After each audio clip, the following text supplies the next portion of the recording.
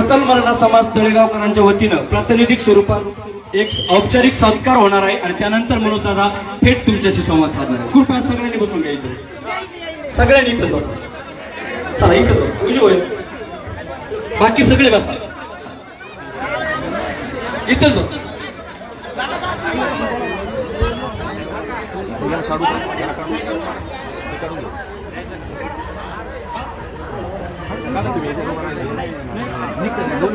सर्वांनी बसून घ्यायचंय. कुळवाडी घोष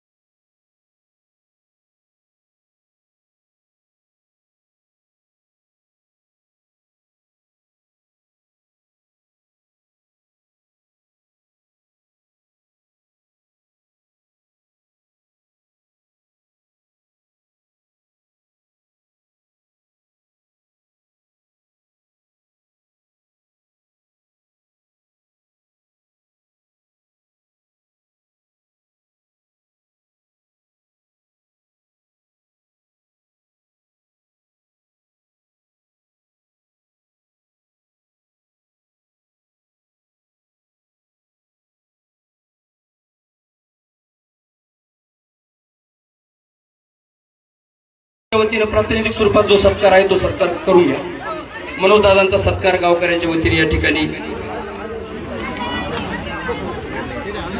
आणि त्यानंतर मनोज दादा थेट तुमच्याशी संवाद साधतात.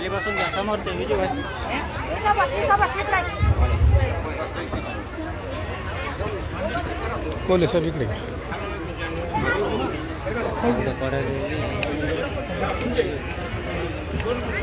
आज आपल्या गावामध्ये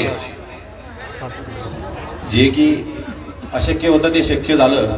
दादानी इथे आलेत आणि आपल्या गावाला खरंच आपलं गाव भाग्यवान म्हणावं लागलं. ज्या दादाची चर्चा अख्ख्या महाराष्ट्रात नाही तर भारतात नाही तर अख्ख्या जगाने त्याची दखल घेतली ते आपले असे मनोज दादा जरांगे. ते आज इथं आले, त्यांच्या स्वागतासाठी आपण एकदा जोरदार छत्रपती शिवाजी महाराज की, छत्रपती शिवाजी महाराज की. आज आपल्या इथं तळेगावच्या वतीनं मी दादाचं आता मनापासून स्वागत करतो आणि जास्त वेळ तुमचा घेत नाही म्हणून मी आता आमच्या गावच्या वतीनं, समस्त गावच्या वतीनं जे ज्येष्ठ माणसं असतील सगळ्यांनी 5-10 लोकांनी उठायचं आणि दादाला हार घालायचं. उठा लवकर, वेळ घालू नका. घ्या आता, उठा. आपल्या या ठिकाणी सर्वांच्या वतीने, तळेगावच्या वतीने, संपूर्ण तळेगावच्या वतीने या ठिकाणी पाटलांचा सत्कार करण्यात येत आहे. बाकीचे आता बस झाले, आता करता नका करू.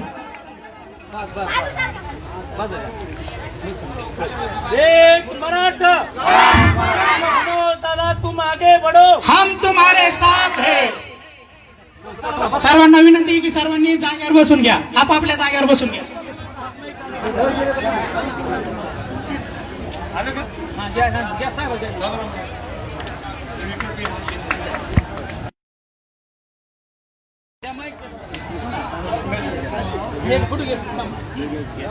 माऊली दादा इथं आले, एवढं शेड्यूल बिझी आहे त्यांचं की अक्षरशः झोपते कधी आणि लोकांसोबत संवाद साधते कधी हे ते कधी घडीकडे बघायच असते.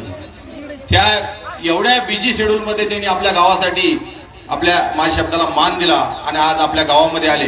त्याबद्दल खरंच दादाचं परत एकदा पुनश्च तळेगावच्या वतीनं मनापासून खूप खूप धन्यवाद. आणि आता जास्त मी वेळ घेत नाहीये, आता दादा डायरेक्ट आपल्याला संवाद साधतील आणि विश्लेषण, एक सखोल असं मार्गदर्शन आपल्या सगळ्याला करतील.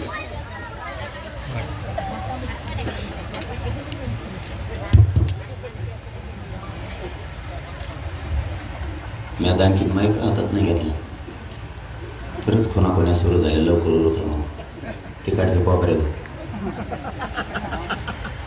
तळेगावमध्ये जमलेल्या सर्व बांधवांना माझा मानाचा देश. आपली लढाई आरक्षणाची.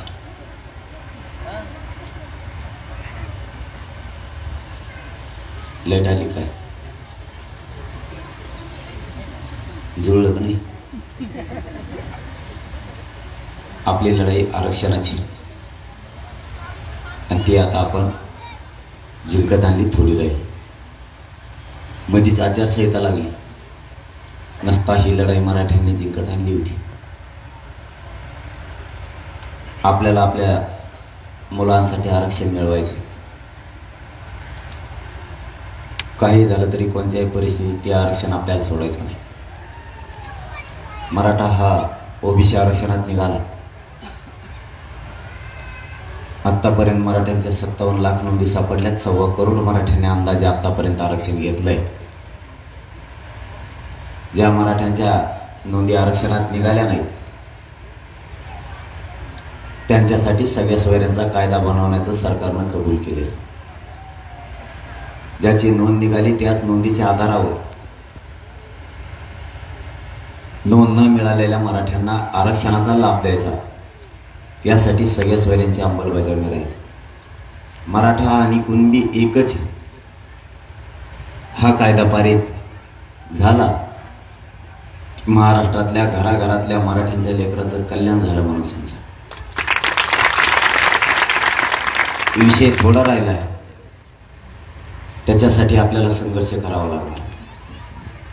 आपण दुसऱ्यांसाठी खूप संघर्ष केला. आपल्या आजोबाने केला, आपल्या बापानं केला. आता आपले गावागावातले खेड्याखेड्यातले पोरं सुद्धा यासाठी लढले, त्यांच्यासाठी कामही केले. परंतु आता स्वतःच्या लेकरासाठी आपल्याला आपला समाज मोठा करण्यासाठी संघर्ष करावा लागतो. घराघरातल्या मराठ्यांनी त्याची जाणीव होती. मी तुम्हाला आज एक महत्वाचं सांगणार आहे. आपलं आरक्षण हे सगळ्या समाजाला लागणार.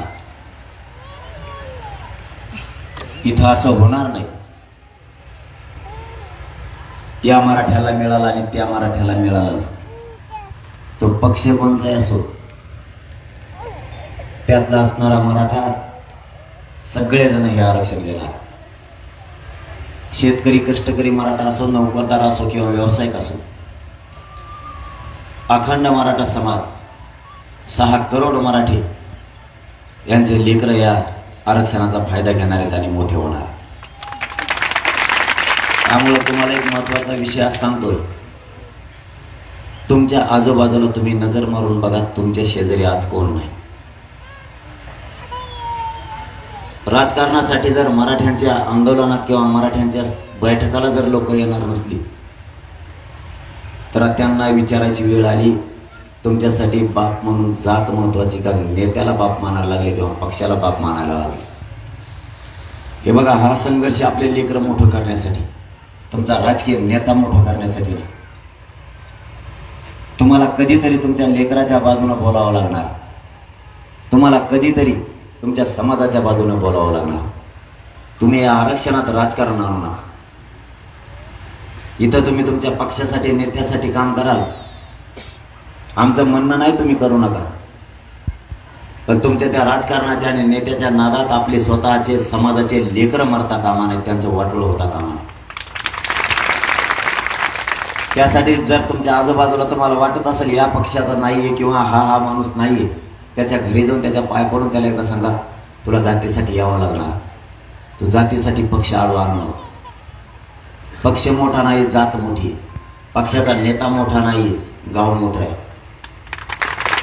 तुला अगोदर गावातल्या समाजाला मानावं लागेल, राज्यातल्या समाजाला मानावं लागेल. तरीही तो आपल्या समाजाच्या आरक्षणाच्या बैठकाला आपलाच असून जर येणार नसला, कार्यक्रमाला येणार नसला, तर त्याला पुढं ग्रामपंचायतला बी आपल्या दारात यायचंय, त्याला पंचायत समिती, जिल्हा परिषदला बी आपल्या गावात यायचं, त्याचा कानफाड फोडायचं डबल जर आला तर.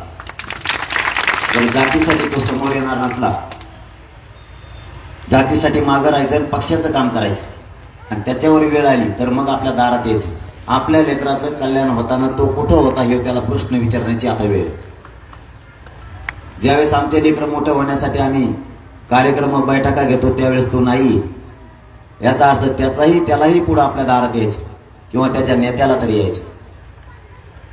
जर आपल्या मुलासाठी कोणी येणार नसलं तर त्यांनाही आपल्या दारात नाही येऊ द्यायचं. कारण आपले लेकरं मोठं करणं आपली जबाबदारी. नसता पिढ्या बरबाद होत्या पुढच्या सुद्धा. आतापर्यंत खूप झाल्या. आरक्षण असून फक्त एकजूट नसल्यामुळे दिलं नाही.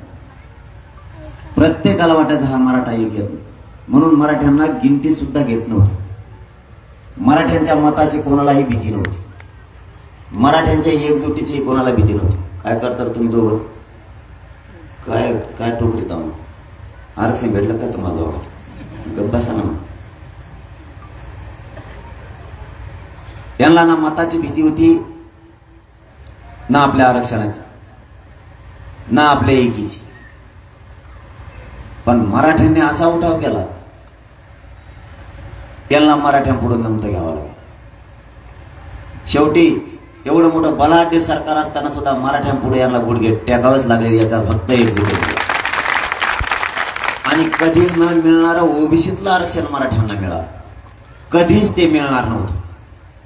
तुमचे लेकरं आता कधी मोठे होतील की नाही, यांना आरक्षण मिळणार का नाही, हा धाक आणि दडपण मराठ्यांवरती होतं.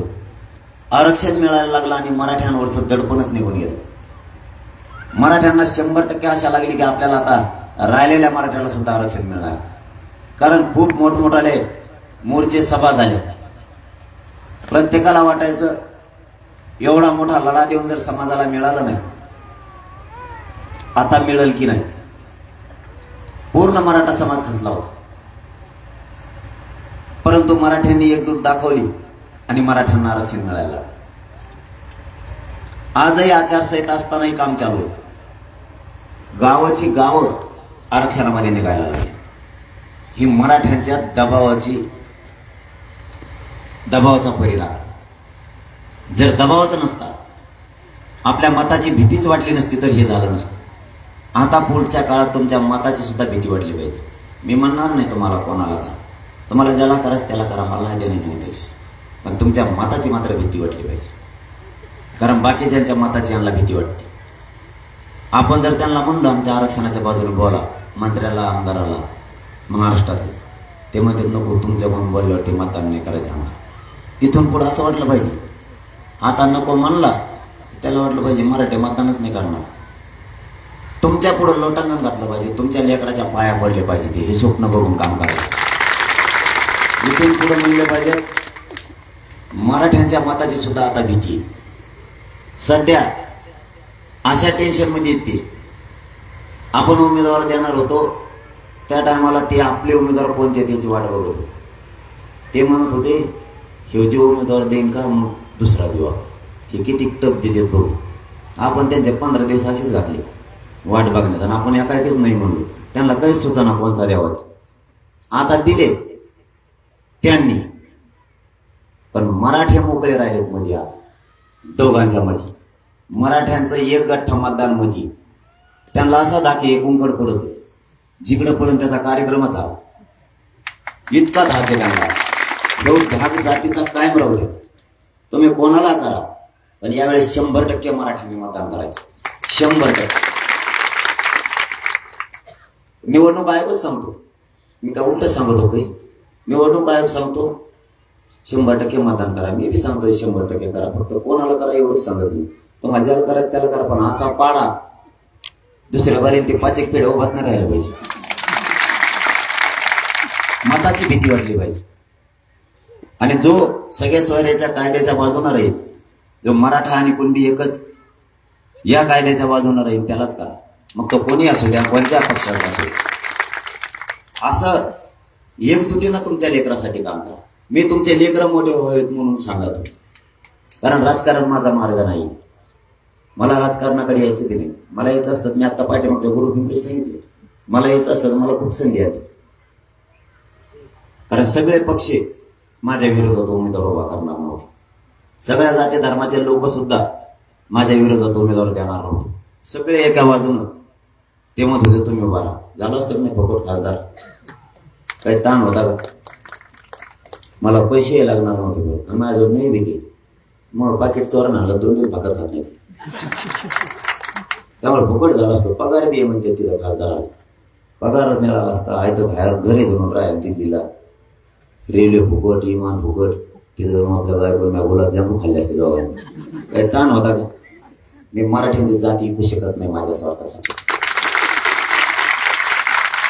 आपण त्याच्यावरती लात मारली, आपल्याला नाही गरज त्याची. माझ्यासाठी तुम्हीच संपत्ती मोठी आहे. मी लय नशिबाने, माझ्या मायबापाची सुद्धा मला 8 महिन्यात तुम्ही आठवण येऊ दिली नाही. इतकी माया माझ्या समाजाला माझ्यावर केली. मी यांच्याशी कशी गद्दारी करणार? मला काहीच नको त्यांचं. फक्त तुम्ही एकजूट फोटो देऊ नका. कसं आरक्षण देत नाही ते मी बघतो. त्या आरक्षणाची काळजी नका करू. फक्त तुम्ही जर राजकारण आडवं आणलं, आपल्या लेकरांचं वाटोळं झालं म्हणून सांगतो. ही संधी अशी कधीच येणार नाही.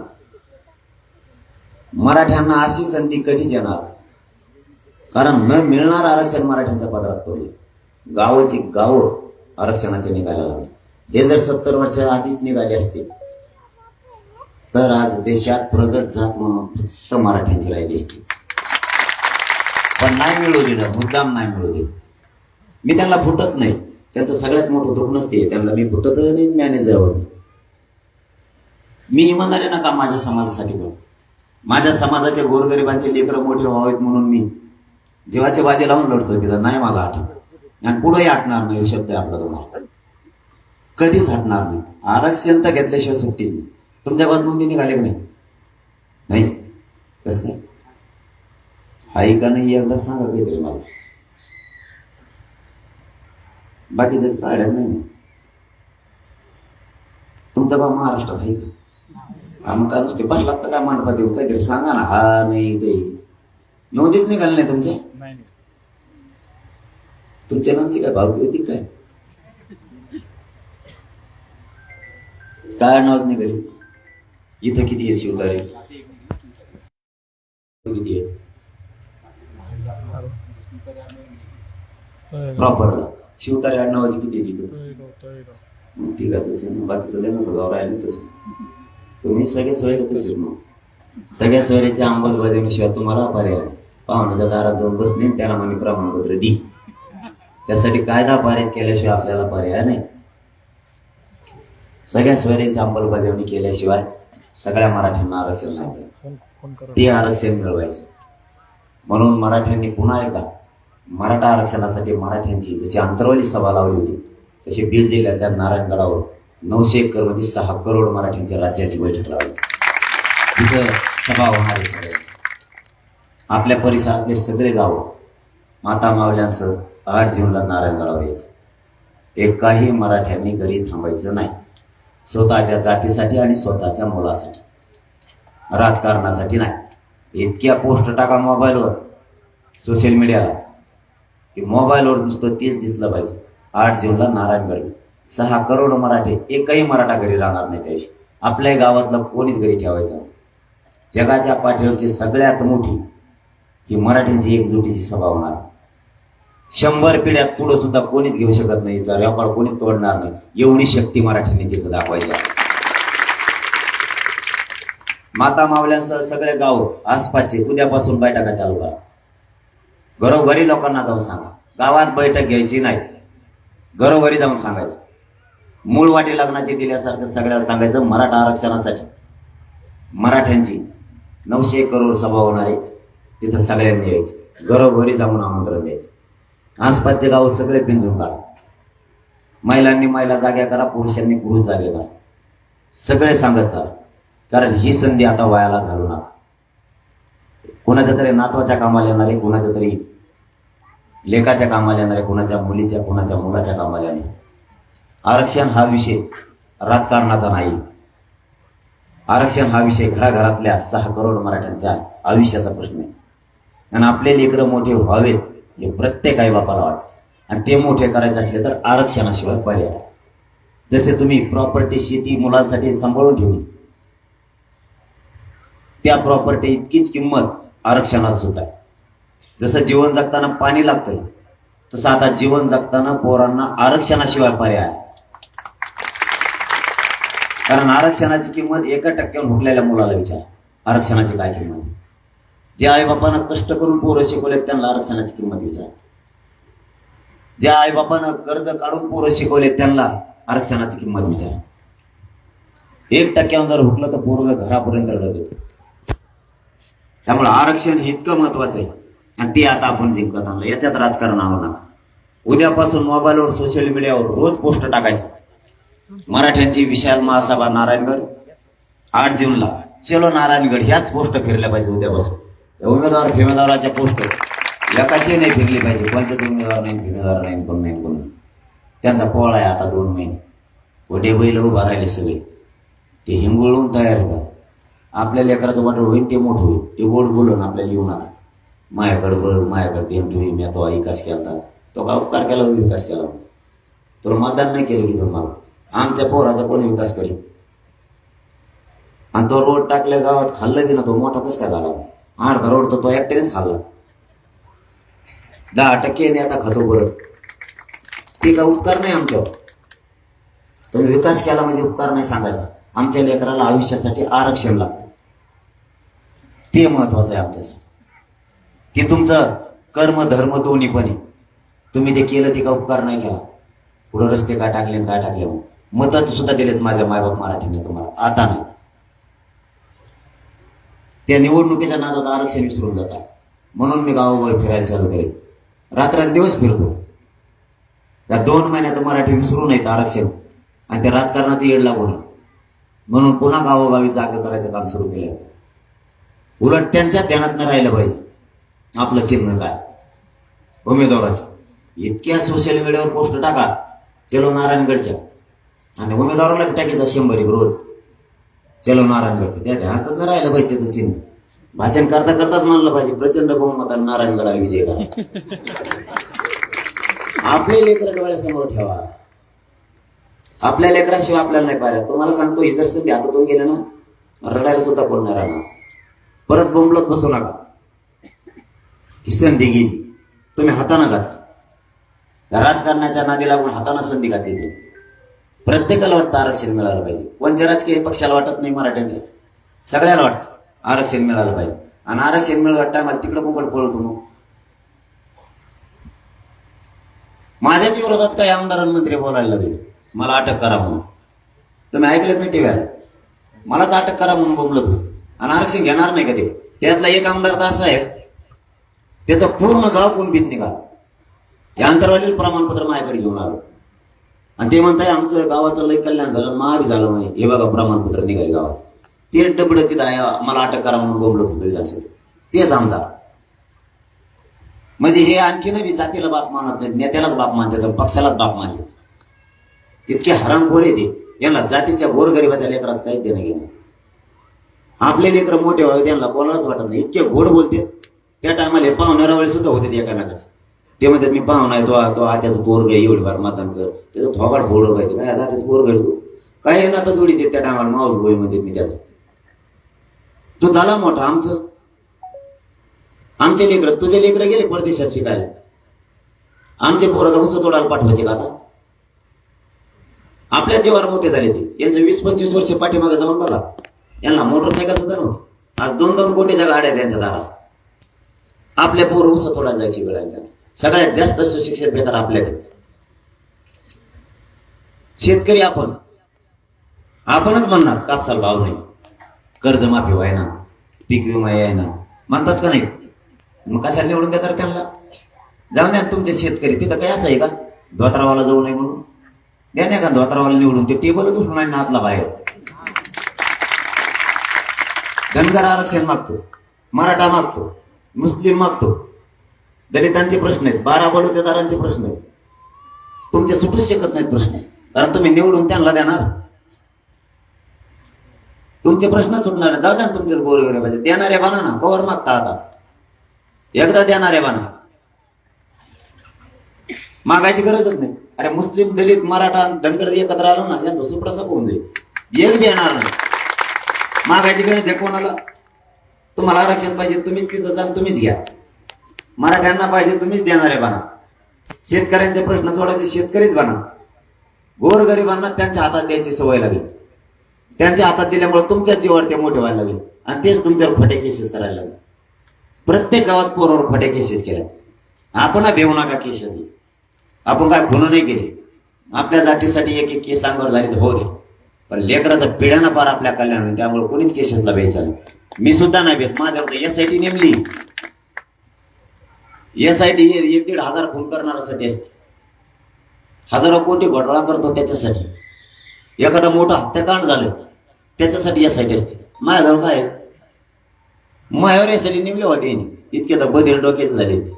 या गृहमंत्र्याचं काही सुचाना ते काही करतं, राज्याच उठत आणि यासाठी नेमली ते माया. माझ्याजवळ काय माझं पाकिट आणलं 2 दिवस चोर खरंच भाकर खात नाही. माझं 1 रुपया नाही. 13 पत्र येतो माझ्या घरावर, निघून टाकतो नागपूरच्या घरावर.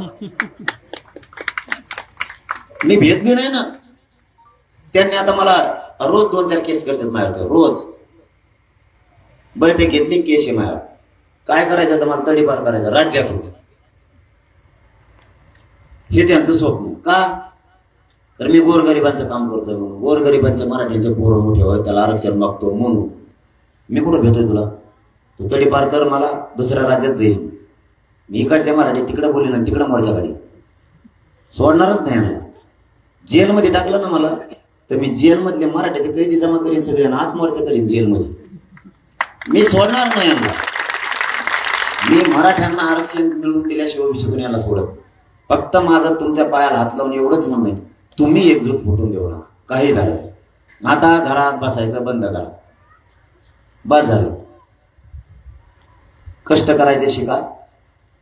आपण स्वतः संघर्ष करून आपल्या लेकराला आरक्षण मिळवून देऊ. कोणाच्या भरोश्यावर आता नको. कोणता राजकीय नेता मिळवून देणार नाही. कधीच आपले पोरं मोठे होय त्यांना वाटत नाही. म्हणून सगळ्यांनी आता बाहेर पडा. 8 जूनला इतकी तयारी करा की मराठा आरक्षणाची ही सभा बघून सरकारने नंतरच्या 1-2 दिवसातच आरक्षण दिलं पाहिजे. स्वतःच्या मुलासाठी जातीसाठी बाहेर पडा. कोणीच शांत राहू नका. मी तर रात्रंदिवस पूर्ण महाराष्ट्र पिंजून काढणार आहे. एप्रिल आणि मे 2 महिने सारखा बाहेर येईल. तुम्ही आसपासचे 30-40 गावं तर तयार करा. इथं काय माणसाची गरज नाही तुम्हाला. 100-200 संघ पाहिजेत म्हणून. एकटा गेला तरी सगळ्या गावाला आमंत्रण देऊ शकतो की तुम्ही या. 8 जूनची तयारी करा. फोनवर बोलताना मी तेच बोलायचं आता पाहुण्या रावळ्याला. मराठा आरक्षणाची नारायणगडच्या सभेची तयारी झाली का? दुसरं काय बोलायचंच नाही. तिसरंच विचारत बसता उभं. तू जेवला का? तू उपाशी का? मरून द्या त्याला 15 दिवस उपाशी. कुठं गेला? काय करतो? काही करून द्या. तुम्हाला काय घेणं आहे त्याचं? येडे म्हणा. मी येडा झालोय माझ्या जातीचे लेकरं मोठे व्हावेत म्हणून. रात्रंदिवस म्हणतोय. कारण तुम्ही सुद्धा रात्रंदिवस काम करा. मी पुन्हा 4 तारखेला 4 जूनला आमरण उपोषण पुकारले. आता तुम्हाला सक्त वॉर्निंग आहे. तुम्ही फिरायचं तर नाहीच, उपोषण तर डोक्यात सुद्धा विषय आणू नका. तुम्ही जगूच शकत नाही म्हणे आता जर उपोषण केलं तरी मी माझ्या समाजासाठी मरायला तयार आहे. पण आरक्षण घेतल्याशिवाय मी हटत नाही. मी पुन्हा 4 जूनला आमरण उपोषणाची घोषणा केली की तुम्ही 6 जूनच्या आत मराठ्यांना आरक्षण द्या. नसता 4 जून पासून मी पुन्हा आमरण उपोषण करणार आहे. मी तुमच्या पाठबळावर आणि तुमच्या आशीर्वादावर तिथं जीवाची बाजी लावून लढतो. तुम्ही एकजूट फुटून देऊ नका. मी नाही हटत. माझा शब्द आहे तुम्हाला. तुमच्या लेकराला आरक्षण देऊ. तुमच्या लेकराच्या डोक्यावर आरक्षणाचा गुलाल टाकल्याशिवाय मी मेलो तरी मागं सरकणार नाही. शब्द फक्त तुम्ही गावाचे गावं पिंजून काढून एकजूट फुटून देऊ नका. आता आपल्याला आपल्या समाजाचे लेकरं मोठे करायचे. 6 करोड समाज आहे, बलाढ्य समाज आहे. तरीही यांना मराठा समाजाची भीती वाटत. एकदा पुन्हा अशी शक्ती दाखवा की जगाच्या पाठीवर मराठ्यांची अशी एकजूट मराठा आरक्षणासाठी कधी दिसली नाही पाहिजे. मी सज्ज आहे. मी खेळतो त्यांना मी कोणालाच विरोधी पक्ष असून सत्ताधारी कोणालाच घाबरत. आणि मी इथून पुढे कधीच घाबरणार नाही. पण तुमच्या लेकराला आरक्षण दिल्याशिवाय मी मागं हटत. नका राजकारण आणवायचं. राजकारण आणून स्वतःच्या एवढ्या मोठ्या जातीचं वाटोळं करू नका. काही झालं तरी हरकत नाही. आपल्याला हे आरक्षण मिळवायचं आहे. मिळवायचं. जाताना तुम्हाला एवढीच विनंती, तुमच्या गावासह आसपासचे सगळे गाव जागे करा आणि सगळ्या पक्षाच्या मराठ्यांना एकत्र राहा म्हणून सांगा. नसता पुढे त्यालाही दारात यायचं, त्याच्या नेत्याला पण यायचं आणि कोणाच्याच प्रचाराला सभेत जायचं नाही. मराठ्यांनी अजिबात नाही जायचं. तुम्हाला मतदान ज्याला करायचं त्याला करा, ज्याला पाडायचं त्याला पाडा, पण ताकदीनं पाडा. आणि कोणाच्याच सभेला जायचं नाही. अजिबात नाही जायचं. कारण हे कधीच आपल्या लेकरासाठी नाही आहे. चल म्हणा त्याला 8 दिवस पॉम्पलेट चिटकायला मराठा आरक्षणाची. येईल का देऊ? आपण का ठेका घेतला का त्याचा पॉम्पलेट चिटकायला? प्रचार करायला. आपण आपल्या घरीच राहायचं, अजिबात कोणीच कुठंच जायचं. तवाही ठेप्याला येणार, यांना माणसाशिवाय करमत नाही. यांना जर गर्दी दिसली नाही तर दम नाही निघत. यांना अटॅकच येईन जर गर्दी नाही दिसली. यांची गाडी पुढे उभा राहिली तर लांब उभा राहायचा. ते मेलच म्हणून समजायचं शुगर वाढून. आपल्या हातात हे सगळं. आपल्या लेकराचं वाटलं आपण करू नका. यांना ठेप्याला आणायचं असेल तर यांना सगळे उपचार करायचे. त्यांनी माझ्यावर प्रचंड डावं टाकलेले, प्रचंड सगळे डावं मोडलेले आहेत मी त्यांचे, म्हणून त्यांनी हात टेकले. आता फक्त तुमच्या साथीची इथून पुढं गरज. पुढच्या 2 महिन्याच्या आत आरक्षण घ्यायचं म्हणजे घ्यायचं, सोडायचं नाही. नारायणगडला आपण सगळेजण या, ती तयारी करा.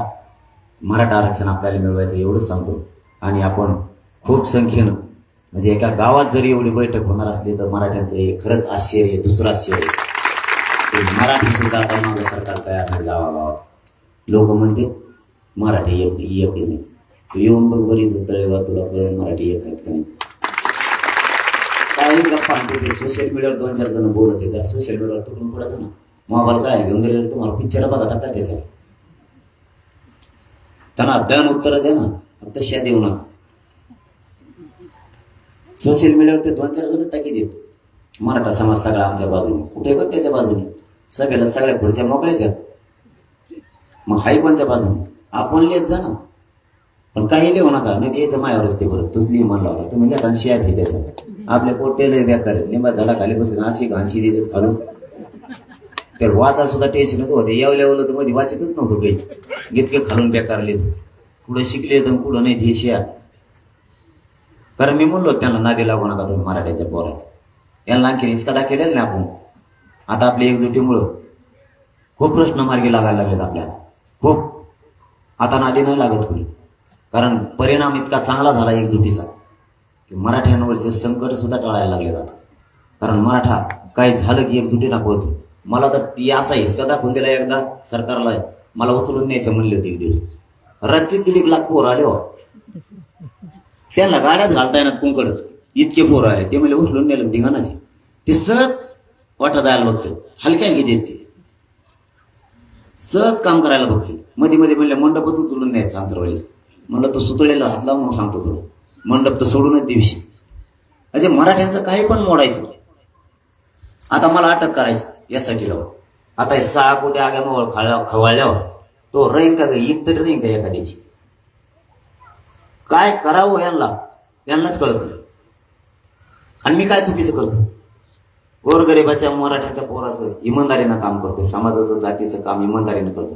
मी माझ्या समाजाला दैवत मानलंय, मायबाप मानलंय. माझं कुटुंब बाजूला सारलंय. मी 8 महिने झाले समाजाला कुटुंब मानलं. मला तरी माझ्या समाजानं कुठं माया कमी केली. माझ्या समाजानं मला आईबापाची सुद्धा 8 महिन्यात आठवण नाही येऊ. इतकं माया माझ्यावर समाजाला. मी 8 महिने झाल्यानंतर उमऱ्या सुद्धा शिवलो. कारण मराठ्याला आरक्षण दिल्याशिवाय मी उमरा सुद्धा ओलांडणार नाही. फक्त 2 वेळेस गेलोय 8 महिन्यातून. 2 वेळेस एकदा मुलगी आणि एकदा मुलगा सिरियस झाला होता. ते फक्त 1.5 घंट्यासाठी गेलो होतो, जास्त वेळ सुद्धा नाही. ज्यावेळेस आंतरवालीच्या लोकांनी मला घरी नेऊन सोडलं त्यावेळेस त्यांना वाटलं आज राहीन आता हा घरी. ते गावात पोहोचते का नाही मागून गेलो मी तिथे आणि त्यांच्या गाड्या वाजल्या. ते पण खुश झाले. त्यांना वाटलं आता गेलाय म्हणजे आज मंडपात आपल्याला झोपायची गरज नाही. ते रोज मंडपात झोपून का धरले होते. ते बी घरी गेले. मी मंडपात आलो म्हणलं की ते म्हणले भूत परत माघारी आलं दिसतं. म्हणजे मी माझ्या जातीसाठी कुठंच जायला तयार नाही. 24 घंटे एकच काम करतो, समाज आणि समाज. फक्त माझं शरीर सुद्धा मला साथ देत नाही. मी देवाकडे सध्या काहीच मागत नाही, एवढंच मागतो फक्त आरक्षण मिळूस तर माझ्या शरीराला मला साथ देऊ. मग मी मरायला घेत नाही, मेलो तर राहा. कारण उपोषण इतके झाले की मला इतका त्रास होतो की माझ्या गाडीतल्या लोकांना माहिती माझे काय होते. तरी मी मागा नाही आठवत. तुम्हाला शब्द आहे माझा, मला मरण जरी आलं तरी मी तुमच्या लेकराला आरक्षण दिल्याशिवाय वाटणार नाही. फक्त तुम्ही एकजूट फुटू देऊ नका. आपल्याला आपल्या लेकराचं कल्याण करायचं. एकजूट राहा. सगळेजण आसपासच्या गावालाही जाऊन सांगा. सगळेजण मेहनत घ्या. आपण आपल्या गावाला गाड्याला 4 व्हीलरला मराठ्यांच्या सगळे नारायणगडचे स्टिकर चिटका. आपण आपले सगळे पॉम्पलेट छापून आणून त्याला चिटकून टाका. कारण त्याचे प्रसार होईल आणि राज्यातला मराठा समाज सगळा एकत्र येईल. मी एकटा पुरणार नाही. तुम्ही आसपासचे गावं सगळे घरोघरी जाऊन लोकांना सांगा. प्रत्येकानं 30-40 गावं जरी घेतली तरी पुऱ्या महाराष्ट्राला आपला याडा येईल. मला सोपं जाईल लढताना. मदत करू लागा एकमेकाला. धावून येत जाईल. आणि या गावातून त्या गावात वेळ असला तर कार्यक्रमाला येत जा. तुमचा कार्यक्रम गावातला संपलाय, लगेच गोधडी उचलतात लिंबाखाली निघाला. जातीसाठी थोडं रातपाठी करा. काय करत नाही ऊन पाऊस वारा सुद्धा. कारण जर आपण हे आत्ता त्रास सहन केला तर पुढं आपले लेकर सावलीत बसणार आहे. पुढच्या पिढ्या आपल्या सुधारणार आहेत. आपल्याला आता त्रास सहन करावा लागणार आहे, कष्ट करावे लागणार आहे, आणि ते आपण केले पाहिजे. मी 4-4, 5-5 वाजेपर्यंत पाठ काम करतो.